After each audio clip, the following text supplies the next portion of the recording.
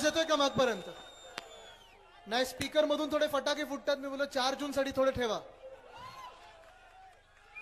अमोल दादा, आज तुमच्यासाठी यायलाच पाहिजे होतं आणि तसं मी आलेलो आहे. तुमचं प्रेमाखातर आलेलो आहे. आणि इथे आल्यानंतर एक सांगतो आपल्याला, 4 जूनचं तुमचं दिल्लीचं तिकीट बुक करून ठेवा. दिल्लीला जायला लागणारच. ह्याचे 2 महत्वाचे संकेत आहेत. पहिलं म्हणजे ह्याच मैदानावर इथेच 2004ला सभा झाली, तेव्हा आपण निवडणूक जिंकलो होतो. जे कोणी होते त्यांचा समाचार घेऊ आपण बोलता बोलता. काय ज्यांना पळायला लागलं त्यांना आधीपासून जास्ती महत्व द्यायचं नसतं. आपण 9ला आपण इथे सभा घेतली, जिंकलो होतो. 14ला सभा घेतली, जिंकलो होतो. 19ला सभा नव्हती घेतली, पण आता 24ला सभा घेतोय. अमोल दादांना पाठवणार की नाही दिल्लीला? आणि दुसरं मोठं संकेत तुम्हाला सांगतो. आज दुपारी पुण्यात पवार साहेबांची सभा होती. सभा धोधो पावसामुळे झाली नाही, पण जिथे पाऊस पडतो, जिथे पवार साहेब असतात, तिथे आपला विजय निश्चित असतो.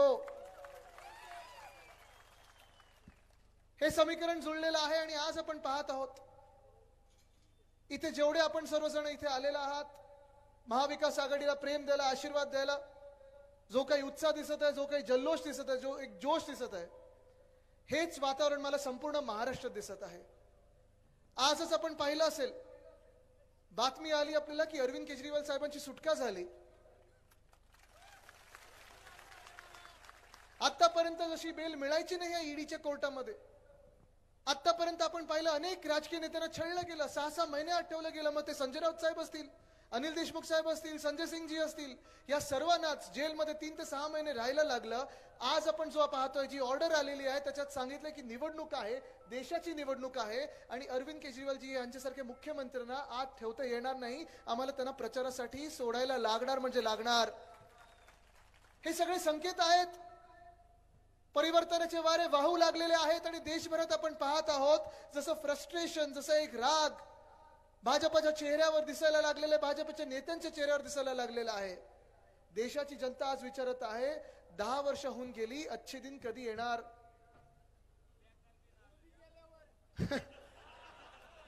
बघा, जनतेतून बोलतात लोक. जसं मगाशी सरपंच आपण म्हणाला, ताई आपण तिथून म्हणत होतात. हा जो राग आहे लोकांमधला, 10 वर्ष जे खोटं बोला पण रेटून बोला, हे भाजपचं धोरण राहिलेलं आहे. जे गद्दार आहेत ते बोलतात खोटं बोला पण रडून बोला, हे पण आहे आपल्या राज्यात चाललेलं. काय काय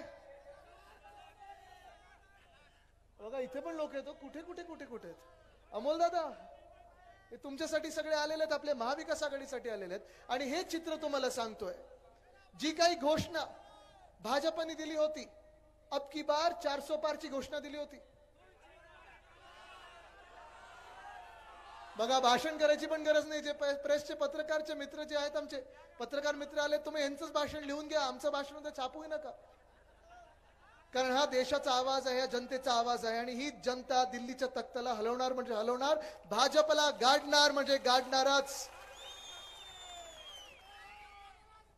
आपण पाहतोय ही जी 400 पारचं एक घोषणा जी होती, हळूहळू 400 पारचं मोदी सरकार झालं, मोदी सरकारचं एनडीए सरकार झालं. आता एनडीए सरकारचं येऊन सांगतायत, नाही नाही आम्हाला थोडी मतं द्या, आम्हाला थोडी मतं द्या, आता असं होईल तर तसं होईल. आज मी तुम्हाला विचारत आहे, जर तुमच्या घरी हे भाजपवाले आले तर तुम्ही त्यांना कुठची घोषणा देणार? अब की बार तडीपार. हे मी तुम्हाला मुद्दामून एवढ्यासाठी सांगत आहे, कारण कदाचित तुमच्या घरी ह्या पुढच्या 2-4 दिवसात प्रचला जेव्हा भाजपवाले येतील, नाही तुमच्याकडे येणार नाही, तुम्हाला घाबरतात. पण जे भाजपवाले कोणाच्याही घरी ते जातील, तुम्हाला सांगतील, अरे तुमचं मत तुतारीला देऊ नका, तुमचं मत हाताला देऊ नका, तुमचं मत मशालीला देऊ नका, आम्ही 400 पार होणार आहोत, तुम्ही इथे देऊन मतं का फुकट करताय? आणि तुम्हाला सांगतो, त्यांना घरी बसवा, तुमच्याच घरी बसवा. म्हणजे घरी त्यांच्याच बसवायचं ते 4 जूनला आपल्याला, पण जरा घरी बसवा, चहा द्या त्यांना, पोहे द्या, तो काय कढीपत्ता बाजूला काढायचा तो काढून टाका. आणि मग तुम्ही त्यांना विचारा, चला बसून आम्हाला जरा समजवा, 400 पार येणार तरी कुठून? हे मी तुम्हाला मुद्दामून सांगतोय, कारण ते तुमच्या मनावर खेळण्याचा प्रयत्न करतील. तुमचं मन बदलण्याचा प्रयत्न करतील, तुम्हाला भाजपला बसवून सांगायला लागेल, विचारायला लागेल 400 पार होणार कुठून, कारण काँग्रेसचाच नारा आहे भाजपासाठी, साऊथ से साफ आणि नॉर्थ में हाफ. हे मानसिक खेळ असतात. कोणी कोणी सांगत असतं नाही आमचंच सरकार येणार, 4 जूनला आमचंच सरकार येणार, 400 पार जाणार. 400 काय 300 काय 200 पण येत नाही त्यांचे. तुम्हाला आज आकडे देऊन सांगतो, हेच आकडे तुम्ही त्या भाजपला विचारा. आज दक्षिण भारतात जर परिस्थिती पाहिली तुम्ही भाजपाची, दक्षिण भारतात अशी परिस्थिती झाली आहे, ना केरळमध्ये एक सीट मिळत आहे, ना तामिळनाडूमधून एक सीट घेऊन येणार आहेत, ना तेलंगणामधून, कर्नाटकामधून नाही, आंध्र म्हणून नाही. मग तुम्ही मला सांगा भाजपवाले 400 पार होणार तरी कुठून? पाकिस्तान मधून होईल कदाचित, चायना मधून होतील, चंद्रावरनं होतील, पण भारतात ते 400 नाही, 300 नाही, 200च्या पुढेही जाणार नाहीत. तुम्हाला लिहून घ्या, आज 4 जूनला इंडिया आघाडीचं सरकार बसणार. दक्षिण भारताचं जसं तुम्हाला आढावा दिला मी, तसंच उत्तर भारताचं देतो, मध्य भारताचं देतो. महाराष्ट्राकडे जरा नंतर येऊया. आपण पहिलं जाऊया ते आपण काश्मीरमध्ये जाऊया. 5 वर्षापूर्वी 370 कलम आपल्या संविधानातून काढलं गेलं. 370 काढलेला आपला पण देखील पाठिंबा होता. आपण पण 2 दिवस साजरा केला होता. आपलं पण स्वप्न होतं की आपल्याला 370 कलम नकोय. पण ते 370 कलम काढत असताना जे आपल्याला भाजपाने सांगितलं होतं की जम्मू काश्मीरमध्ये सुख शांती समृद्धी येईल, उद्योगधंदे येतील, काश्मीरी पंडित लोक तिथे जाऊन पुन्हा एकदा त्यांच्या घरात आनंदाने राहू शकतील. आज आपण पाहतोय 5 वर्ष झाली, जम्मू काश्मीरमध्ये तर भाजपला उमेदवार मिळतच नाहीये. काश्मीरमधून 2 जागेवर भाजप लढायला तयार नाहीये. आणि लडाखमध्ये जे केंद्रशासित राज्य झालं त्यावेळी त्यांना सांगितलं होतं की 5 वर्षानंतर तुम्हाला मुख्यमंत्री मिळेल, स्वतंत्र तुमचं राज्य म्हणून तुम्हाला राज्य मिळेल. आज आपण पाहतोय सोनम वांगचुक या नावाची एक व्यक्ती, ऐकलं असेल आपण सगळ्यांनी, सोशल मीडियावर पाहिलं असेल, पाहिलं ना तुम्ही सगळ्यांनी. त्या व्यक्तीने 21 दिवस उपोषण केलं. भाजपवाले गेले नाहीत विचारायला. 40,000 लद्दाखी लोक रस्त्यावर होते, उपोषण करत होते, भाजपवाले विचारायला गेले नाहीत. पण आपण पाहत आहोत त्याच भाजपवाल्यांनी पूर्ण एक फौज फाटा लावला. जे लद्दाखच्या बॉर्डरवर चीनच्या विरोधात लावायला पाहिजे होतं ते लद्दाखवासियांवर लावलं. आणि तिथे आपण पाहतोय धोका झाला. लद्दाखचे जे भाजपचे खासदार होते त्यांनी जाऊन जनतेत जाऊन माफी मागितली, सांगितलं एक ही भूल हे करणार नाही आम्ही पुन्हा एकदा, हे सांगितलं त्यांनी. म्हणजे लडाख मधून त्यांना उमेदवार मिळत नाही, काश्मीरमध्ये सीटा लढणार नाहीयेत. मग 400 येणार तरी कुठून, 300 येणार तरी कुठून, 200 येणार तरी कुठून? तसंच जर आपण पाहायला गेलं तर बिहारमध्ये माझ्याच वयाचे तेजस्वी यादव आहेत, 33 वर्षाचा तरुण आहे.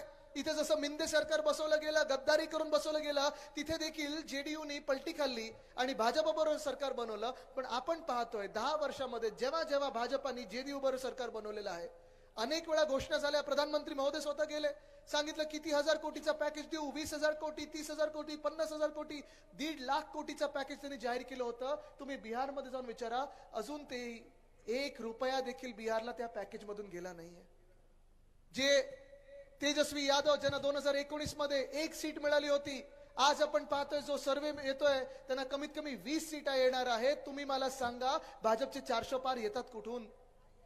नाही येऊ शकत. दिल्लीमध्ये देखील आपण पाहतोय आज तर अरविंद केजरीवाल सुटलेले आहेत. आतापर्यंत जे ते बोलत ट्रेलर होता, आता पिक्चर बी बाकी आहे. आणि दिल्लीमध्ये असेल, पंजाबमध्ये असेल, दिल्लीमध्ये काँग्रेस आणि आपची आघाडी आहे, 7 पैकी 7 जागा जिंकून येतील. पंजाबमध्ये देखील आम आदमी पार्टी आणि इंडिया आघाडी कमीत कमी 12 जागा ज्या संपूर्ण आहेत ते आपल्याकडे आणणार आहेत. हे सगळं जर देशाचं चित्र असेल तर चला येऊया महाराष्ट्राकडे. आज आपण पाहतोय पहिला टप्पा झाला, दुसरा टप्पा झाला, तिसरा टप्पा झाला. आपल्याला वाटलं होतं की 2-3 टप्प्यामध्ये निवडणुका होतील, पण ज्या मिनिटाला भाजपला कळलं की उद्धव बाळासाहेब ठाकरे ही व्यक्ती भाजपबरोबर नाहीये, त्यांना 5 टप्प्यामध्ये निवडणुका घ्यायला लागली. मागच्या वेळी किती टप्प्यांमध्ये होती निवडणूक आपली? 3 टप्प्यांमध्ये होती. 24 एप्रिलला मुंबईचं मतदान झालं होतं आणि आपण सगळे आपल्या कामाला लागलो होतो. पवार साहेब दुष्काळी भागात फिरत होते. आपण पाहत होतो, हे सगळं आपण पाहत होतो, डोळ्यासमोर पाहत होतो. पण आज आपण पाहतोय परिस्थिती भाजपची ही झालेली या महाराष्ट्रामध्ये की आतापर्यंत 3रा टप्पा होऊन गेलेला आहे, 4था टप्पा अजून बाकी आहे. पण प्रधानमंत्री महोदय स्वतः असतील, भाजपाचे मोठे मोठे मंत्री असतील, जेवढ्यांदा 2019 मध्ये महाराष्ट्रात आलेही नव्हते. चला 2019 तर सोडा, 2019 ते 24 पर्यंत जेवढ्या व्हिजिट त्यांच्या झाल्या नव्हत्या, जेवढ्या इथे ते जेवढ्यांदा आले नव्हते तेवढे ह्या 2 आठवड्यात आलेले आहेत. तुम्ही मला सांगा हे चित्र काय आहे? आज आपण पाहतोय ज्या ज्या जिल्ह्यामध्ये जातोय, ज्या ज्या तालुक्यामध्ये जातोय, संपूर्ण आपण चित्र जे पाहतोय ते एकच आहे, महाविकास आघाडीचाच विजय होणार हे चित्र आहे, हे जनतेने आज ठरवलेलं आहे. पवार साहेबांनी देखील काल परवाकडे एका इंटरव्ह्यू मध्ये सांगितलं की महाविकास आघाडी देखील कमीत कमी 35 ते 36 जागा जिंकणार. आणि हे जर असेल तर तुम्ही आज भाजपला विचारलं पाहिजे, हे चित्र जे आहे, देशभरातलं चित्र जे आहे ते बोलकं आहे. तुम्ही आम्हाला सांगा, तुम्ही तुमचं सरकार बनवणार कसं? खोटं बोलू नका. तुमचे भूल थापा, तुमचं खोटारडेपणा आम्ही 10 वर्षात ऐकलेलं आहे. 10 वर्ष झाले, 10 वर्षात आपण अनेक भूल थापा त्यांच्याकडून ऐकल्या. फरक एवढाच आहे 2014 मध्ये 24 मध्ये. 14 मध्ये जे जुमले होते ते 24 मध्ये गॅरंटी मधून आलेले आहेत. बाकी फरक काही नाहीये. मला तुम्ही सांगा ना, 14 मध्ये काय काय आपण ऐकलं होतं? भाजपची जी यशोगाथा आहे 10 वर्षाची हीच आहे. 14 मध्ये जे त्यांनी सांगितलं होतं, आपल्याला वाटतं इथे कोणाचं नाही कोणाचं भलं झालं असेल. 14 मध्ये आपणच प्रचार करत होतो भाजपसाठी आणि तेव्हा भाजपने सांगितलं होतं कालाधन परत आणणार आणि प्रत्येकाच्या खात्यात 15 लाख रुपये येणार. आलेत कोणाच्या खात्यामध्ये 15 लाख रुपये? आलेत कोणाच्या खात्यामध्ये 15 लाख रुपये? भाजपची यशोगाथा त्यांच्या सोशल मीडियामध्ये एवढीच होती की इथे समोर बसलेला वाटत असेल माझ्या खात्यात 15 लाख आलं नाही, पण मागे कोणाच्या तरी 10व्या रांगेत 15 लाख खात्यात आले असतील. ज्यांच्या खात्यात 15 लाख रुपये आले त्यांनी जरा हात वरती करून मला दाखव. तुमचेच गेले. मग मला सांगा, गद्दारांच्या घरी खोके कसे पोचले हो?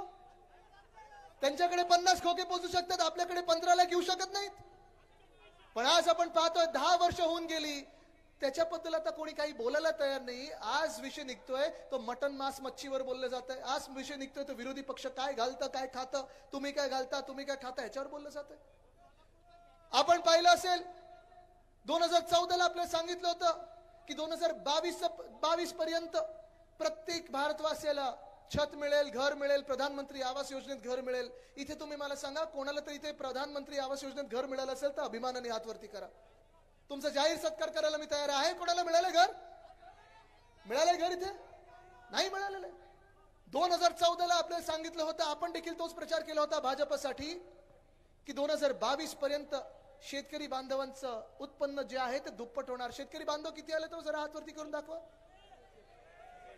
सगळ्यात ना.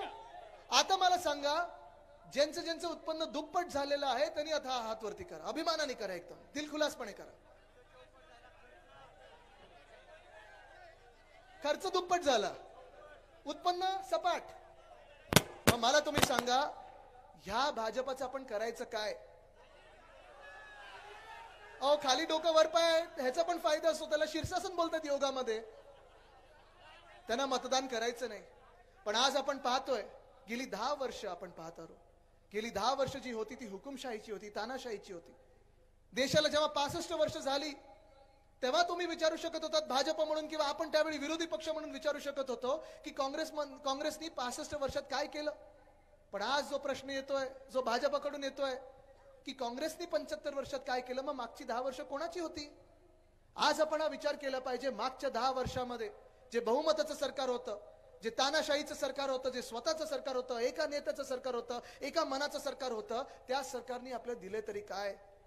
आज 10 वर्षानंतर निर्मला सीतारामन ताई अर्थसंकल्प सादर करत असताना त्यांनी सांगितलं की आम्हाला तर शोध लागलेला आहे की आम्हाला 4 वर्ग या देशात मिळालेले आहेत, सापडलेले 4 वर्ग, 4 जातींचा आम्ही शोध लावलेला आहे आणि पुढची जी काही वर्ष असतील आम्ही ह्या 4 जातींची सेवा करू. माहिती कुठची 4 जाती त्यांनी सांगितले? पहिली जात त्यांनी सांगितली शेतकरी, दुसरी जात त्यांनी सांगितली महिला, तिसरी जात त्यांनी सांगितली युवा आणि चौथी जात त्यांनी सांगितली गरीब. चला आढावा घेऊया आपण. 4 जाती, 4 वर्ग आहेत ना इथे. एक एक प्रश्न आता सोडवत जाऊया आपण, म्हणजे तुम्हाला स्पष्ट होईल तुम्ही कोणाला मतदान करायचं. पहिला वर्ग जो आहे शेतकरी, सगळे आपण शेतकरी बांधव आहात ना. आता तुम्ही मला सांगा, जे महाराष्ट्रातले जे तुम्ही शेतकरी बांधव आहात, ह्याच गेल्या 5 वर्षातला आढावा घेऊया. 5 वर्षामध्ये जेव्हा आपलं महाविकास आघाडीचं सरकार होतं, शिवसेना, राष्ट्रवादी काँग्रेस आपले सगळे मित्र पक्ष, आपण जेव्हा एकत्र इथे शासन करत होतो, राज्य चालवत होतो, तेव्हा कोविडच्या काळात देखील आपण कर्जमुक्ती 2 लाखापर्यंतची जी केलेली ती पोचली होती, सगळ्यांकडे पोचली होती ना. त्याच्या आधीचा 5 वर्षात आपल्याला आठवत असेल. दादा बसून घ्या. अच्छा, सोसायटी चेअरमन होता आपण. अभिनंदन आपलं. बघा, ही जनता बोलते. पण हेच तुम्हाला सांगतो, फडणवीस साहेबांनी जी कर्जमुक्ती दिली होती, त्यांनी ते पहिलं सांगितलं होतं कर्ज माफी. अहो, सरकारकडून होतं या शेतकऱ्यांना माफ करणारं. उद्धव साहेबांनी सांगितलं होतं तुम्ही अन्नदाता आहेत, अन्नदाता देवो भव. आम्ही कर्ज माफी बोलणार नाही, कर्जमुक्ती बोलू. आणि ती कर्जमुक्ती आज पोचली. जेव्हा फडणवीस साहेबांनी कर्जमाफी सांगितली होती, होर्डिंगवर दिसली, खात्यापर्यंत पोचली नाही. ती खात्यापर्यंत पोचायला तुम्हाला सांगितलं जायचं तुमच्या पणजोब्यांना आणा, पंटूला आणा, नातवाला आणा, ह्याचं बोट घ्या, ह्याचा अंगठा घ्या. झालं होतं की नाही असं? पण उद्धव साहेबांनी जी कर्जमुक्ती दिली ती एका बोटावर दिली आणि ती कर्जमुक्ती आपण करून दाखवली. हे आपलं महाविकास आघाडीचं सरकार होतं, हे आपलं कर्तव्य होतं आणि हे आपण पार पाडलं. पण आज आपण पाहतोय गेल्या 2-2.5 वर्षामध्ये जेव्हा जेव्हा काही आपत्ती येते आपल्यावर, कधी अवकाळी पाऊस होतो, कधी गारपीट होती, कधी काही वादळ येतं, तुम्ही मला सांगा या मिंदे सरकारचं, या भाजप प्रणित खोके सरकारचे कृषी मंत्री तुम्ही कधी पाहिलेत येतं ना इथे? पाहिलेत तुमच्याकडे कधी येतं ना? आलेत कधी गावात? चला इकडचे सोडा, केंद्रातले कृषी मंत्र्यांचं नाव माहिती का तुम्हाला? पाहिले कधी तुम्ही त्यांना? नाही पाहिले. आणि मग पंचनामे करायला लावले, जिओ टॅगिंग करायला लावलं, सगळं काही केल्यानंतर तुम्ही मला सांगा 1 रुपयाची तरी मदत तुमच्याकडे आली का खात्यावर? आले कधी? आले कधी? आज मी तुम्हाला विचारते सगळे शेतकरी बांधवांना, अशा भाजपला तुम्ही मतदान कधी करणार का? करू शकणार का? हे पाप आपण पुन्हा करणार का? चला इकडचं सोडा, दिल्लीचा विचार करूया आपण. इथे ड्रोन फिरत होता, जरा ड्रोन वरती घेऊ शकतो का आपण? कुठे तो ड्रोन? 2 वर्षापूर्वी 370 दिवस आपण पाहिलं होतं. पंजाब मधले असतील, चंदीगड मधले असतील, हरियाणा मधले असतील, उत्तर प्रदेश मधले असतील, हे सगळे शेतकरी बांधव दिल्लीकडे मोर्चा घेऊन गेले होते. दिल्लीच्या बॉर्डरवर बसले होते, उपोषण करत होते, आंदोलन करत होते, सांगत होते काळे कायदे मागे घ्या, MSP द्या, जे तुमच्याच जाहीरनाम्यात आहे ते कबूल केलेलं आहे ते आम्हाला द्या. तेव्हा स्वतः प्रधानमंत्री महोदय टीव्हीवर आले होते आणि त्यांनी सांगितलं होतं की ज्या काही तुम्हाला शब्द दिलाय तो आम्ही पाळू. 2 वर्ष होऊन गेली, 2.5 वर्ष होऊन गेली. जानेवारी फेब्रुवारी मध्ये कुडकुडत्या थंडीमध्ये आपण पाहिलं ह्या सगळ्या 4-5 राज्यांचे पुन्हा एकदा शेतकरी मोर्चा घेऊन गेले दिल्लीकडे. पण आपण आज पाहिलं त्यांना, जे मोर्चा घेऊन गेले, जे आंदोलन करणारे आपले शेतकरी बांधव ते होय आपल्याच देशातले होते ना, आपल्याच राज्यातले होते, आपल्याच देशातले होते. त्या शेतकरी बांधव ते बघत पाहताना केंद्र सरकारनी, भाजपाच्या सरकारनी, प्रधानमंत्री महोदयांच्या सरकारनी आपल्या शेतकरी बांधवांना थांबवण्यासाठी तिथे लाठीचार्ज केला, गोळीबार केला. मगाशी जो ड्रोन फिरत होता ना आपली फोटोग्राफी करत, आपल्याला आता भीती नव्हती वाटत कारण तो फोटो खेचत होता, पण त्याच ड्रोन मधून अश्रुधूर सोडला. मला तुम्ही सांगा अशा भाजपला तुम्ही कधी मतदान कराल का? करू शकाल का? हे पाप तुम्ही कराल का? नाही करू शकत, आपण कदापि करणार नाही. पण ह्याच्याच पुढे इथे थांबले नाहीत. भाजपचे मोठे मोठे नेते, मोठे मंत्री आपल्याच शेतकरी बांधवांना अतिरेकी बोलले, खालिस्तानी बोलले, माओवादी बोलले, अर्बन नक्सल बोललेले आहेत. तुम्ही मला सांगा ही भाजपा तुम्हाला तुमची वाटते का? ठीक आहे दादा, आता ड्रोन बसवा खालती, आला नंतर आला, माझ्यावर अश्रू दूर करू नका ते, ठीक आहे. पण आज आपण पाहतोय की हा शेतकरी बांधव आज हैराण आहे, त्रस्त आहे. शेतकरी आत्महत्या वाढत चाललेल्या आहेत. खतमालाला भाव नाही, खताचा भाव वाढत चाललेला आहे, पीक मालाला भाव नाही. आणि हे सगळं होत असताना अमोलदादा आपण जे कांदा निर्यात बंदीचं बोललात, ती बंदी उठवली गेली, हे सत्य परिस्थिती आहे. पण ती कुठची उठवली गेली माहिती का? पहिली गुजरातची पहिली उठवली, 1.5 की 2 आठवड्यानंतर आपल्या महाराष्ट्राची उठवली. हा अन्याय किती सहन करायचा, आपण किती पाहत राहायचं, हा प्रश्न मला पडतो. आणि ह्याच प्रश्नांसाठी आपल्याला केंद्रात सरकार बनवायचं आहे. तुम्ही अमोलदादांना मतदान करणार की नाही? करणार ना सगळे शेतकरी बांधव अमोलदादांना मतदान? आता चला दुसरा वर्ग घेऊया आपण. दुसरा वर्ग म्हणजे तरुण आहे, युवा आहे, जे माझ्या वयाचे असतील, माझ्यापेक्षा थोडे वर खालती असतील, म्हणजे 20शीतले असतील, 30शीतले असतील, 40शीतले असतील. आपल्या महाविकास आघाडीच्या काळामध्ये आपण पाहिलं असेल, आपल्या 2-2.5 वर्षामध्ये कोविडचा काळ असताना देखील, जगातलं अर्थचक्र बंद पडलं असताना देखील आपण 6.5 लाख कोटीची गुंतवणूक आपल्या महाराष्ट्रात आणू शकलो, राज्यात आणू शकलो. आहे ना, आपण जे काम केले ते लोकांसमोर आहे. मध्यंतरीच्या काळात इकडचेच उद्योग मंत्री काय करतात, इकडचे उद्योग माहित नाही मला, पण त्यांनी सांगितलं होतं की आदित्य ठाकरे खोटं बोलतात, आम्ही व्हाईट पेपर काढू. अजूनही व्हाईट पेपर काढू शकले नाहीत, कारण मी जे बोलत होतो रेकॉर्ड सहित बोलत होतो, कुठेही मला खोडू शकलेले नाहीयेत. पण आज हे सरकार आपलं गेल्यानंतर, महाविकास आघाडीचं सरकार गेल्यानंतर तुम्ही मला सांगा, प्रत्येक जो उद्योगधंदा आपल्या राज्यात येणार होता आपण आणणार होतो, महाविकास आघाडी सरकार म्हणून आणणार होतो. पाठवला कुठे या बिंदे सरकारनी? भाजप सरकारनी पाठवला कुठे? वेदांत फॉक्सकॉन पाठवलं कुठे? बल्ट्रक पार्क पाठवलं कुठे? मेडिकल डिव्हाइस पार्क पाठवलं कुठे? एअरबस टाटा पाठवलं कुठे? रिन्युएबल एनर्जी पार्क पाठवलं कुठे? 40 गद्दार पळवले कुठे? आता कळलं सगळं का गुजरातला पाठवलं जातंय. थँक्यू बोलायला सगळं गुजरातला पाठवलं जातंय. आणि तुम्ही लिहून घ्या, जर तुम्ही ह्याच भाजपला डोक्यावर बसवलं ना तर आपलं मंत्रालय देखील सुरतला नेतील किंवा अहमदाबादला नेतील त्या बुलेट ट्रेन मधून. खरंय ना. बघा गुजरातशी आपलं काही भांडण नाही, काही वैर नाही, माझा वैयक्तिक वादच नाहीये.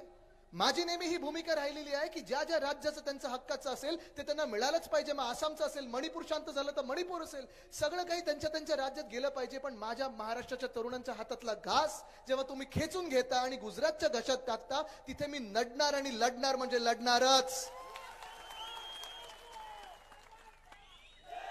मी आज तुम्हाला विचारत आहे, मी आपल्या तरुणांसाठी लढत आहे, या हक्कासाठी लढत आहे. इकडचे तरुण मला साथ आणि सोबत देणार की नाही? देणार ना.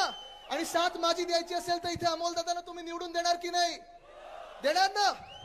कारण आपण पाहतोय हे सगळं क्षेत्र जे आहे ते कोलमडत चाललेलं आहे, उद्योग क्षेत्र कोलमडत चाललेलं आहे. महाराष्ट्रात याला भीती वाटते उद्योजकांना. त्यांना वाटतं जे एक्स्टॉर्शनिस्ट बसलेले आहेत, जे मिंदे गँग बसलेली आहे, मग विचारायचं असतं त्यांना की आम्ही नक्की कोणाकडे जाऊ? जे एक घटनाबाह्य मुख्यमंत्री त्यांच्याकडे जाऊ की 2 हाफ DCM आहेत त्यांच्याकडे जाऊ? कारण प्रत्येकाचा वाटा वेगळा वेगळा असतोच. पण आपलं तसं नव्हतं. आपलं एकच होतं, जे काही असेल ते महाराष्ट्रासाठी झालं पाहिजे आणि 80% माझ्या भूमिपुत्रांना तिथे नोकऱ्या मिळाल्या पाहिजेत, ही आपण अट टाकली होती. पण आपण आज पाहतोय की जसं आज उद्योग आपल्या राज्यात यायला तयार नाहीत. नोकर भरतीचा जो प्रश्न आहे तो बिकट होत चाललेला आहे. तलाठी भरतीचा जो विषय होता, मला तुम्ही सांगा, 200 मार्काचा पेपर होता. तुम्ही वाचलं असेल तर एका मुलाला किती मिळाले हो? 212, 214. काही ईव्हीएम मधून त्यांनी पेपर लिहिला होता की काय? पण आज आपण पाहतोय पोलीस भरती असेल, तलाठी भरती असेल, सगळ्या परीक्षा, अनेक मुलं आपल्या पूर्ण राज्यातून, वेगळ्या वेगळ्या जिल्ह्यातून, खास करून इथे ओमदादा आलेले आहेत, त्यांच्या देखील जिल्ह्यातून, त्यांच्या मतदारसंघातून आपल्या पुण्यामध्ये येतात, अभ्यास करतात, दिवस रात्र मेहनत करतात.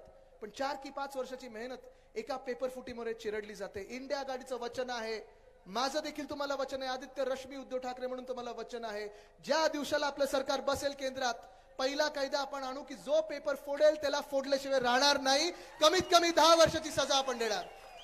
ही स्वप्न चिरडली जाऊ शकत नाही. कारण ही स्वप्न चिरडल्यानंतर चला तुम्ही पास झालाच तर मग बदली पोस्टिंगसाठी, कलेक्टरसाठी, SP साठी, DYSP साठी, म्युनिसिपल कमिशनरसाठी ह्या गद्दारांची बोली लावून ठेवलेली आहे ती बंद करायची. आपल्याला भ्रष्टाचारावर राज्य चालू शकत नाही, शासन चालू शकत नाही.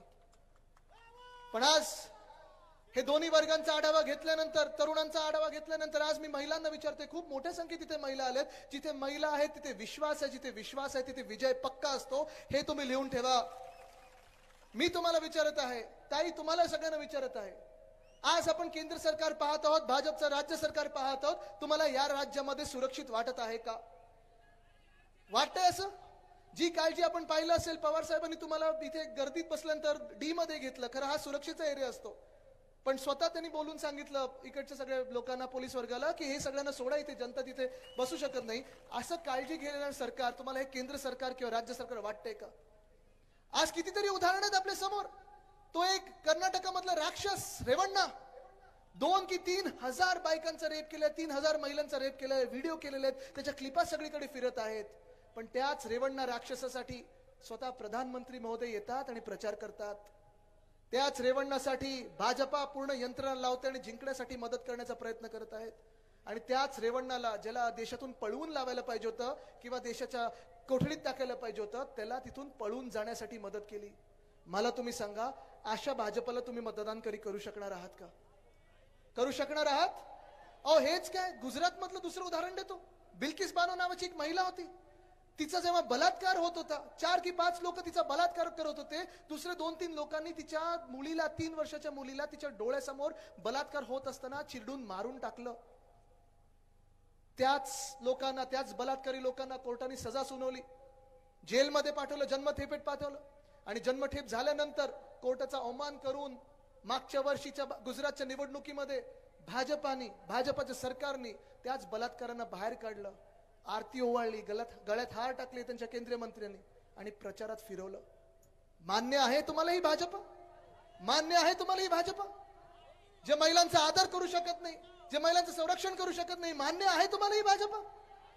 आपल्याला जी शिकवण दिलेली आहे, वंदनीय हिंदू सम्राट बाळासाहेब ठाकरेंनी जी शिकवण दिलेली आहे की बिल्किस बानोची जातपात धर्म कुठचाही असो, कुठच्याही महिलेचा जातपात धर्म कुठचाही असो आणि बलात्कारांचा जातपात धर्म कुठचाही असो, जातपात धर्म न पाहता त्या बलात्काराला भर चौकात फाशीच झाली पाहिजे, हे आपलं धोरण आहे. आणि म्हणून आपण भाजप सोबत कधीही जाऊ शकत नाही.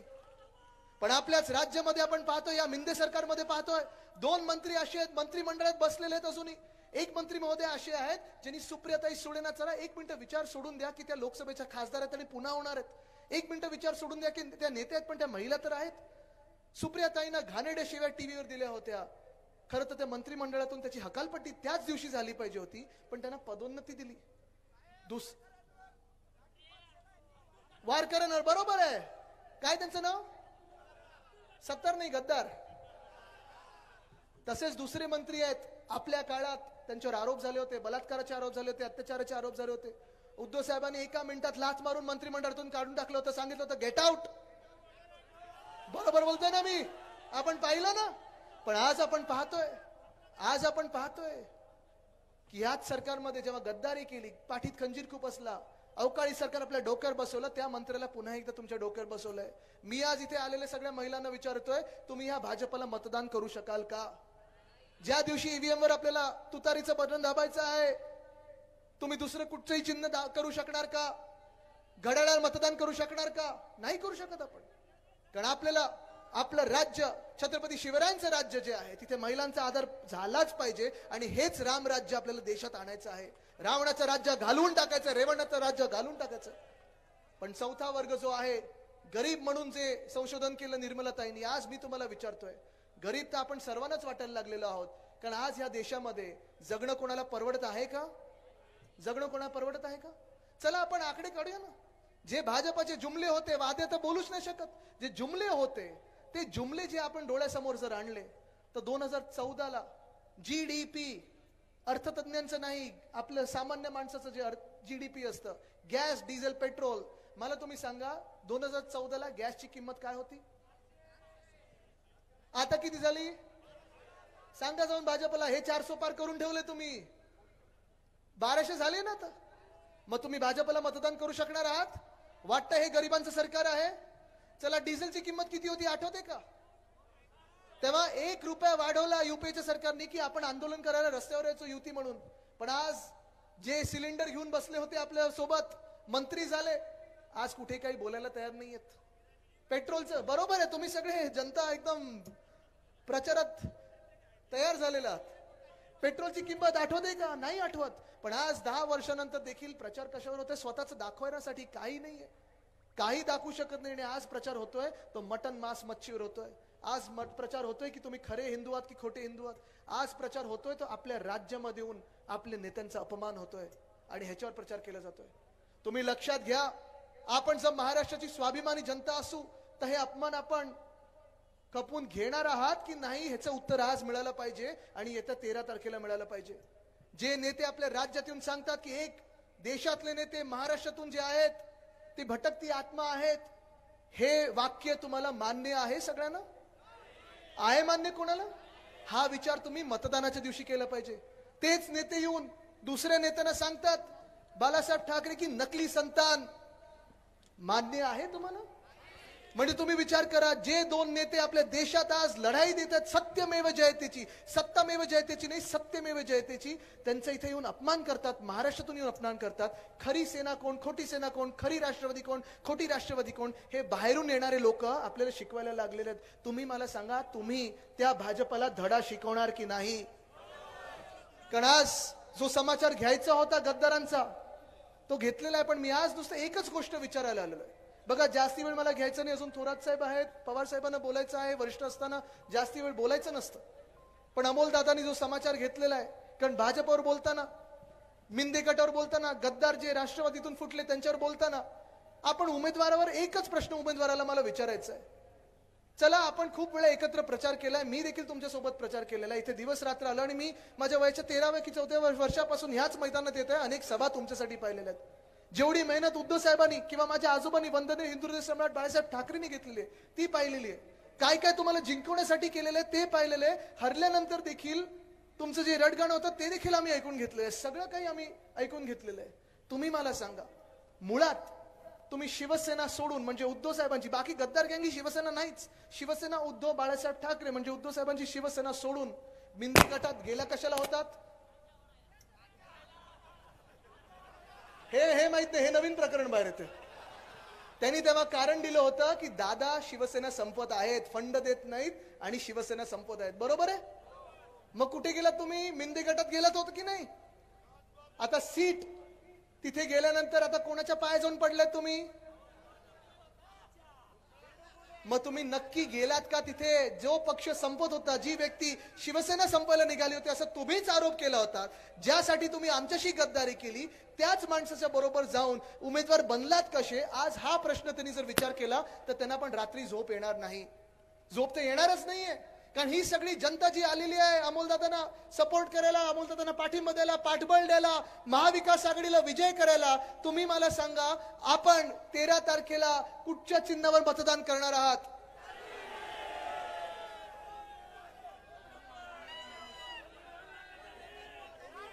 ठरलंय आपलं पक्का?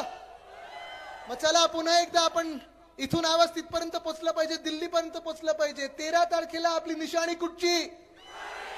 निशाणी कुठची? निशाणी कुठची? निशाणी कुठची?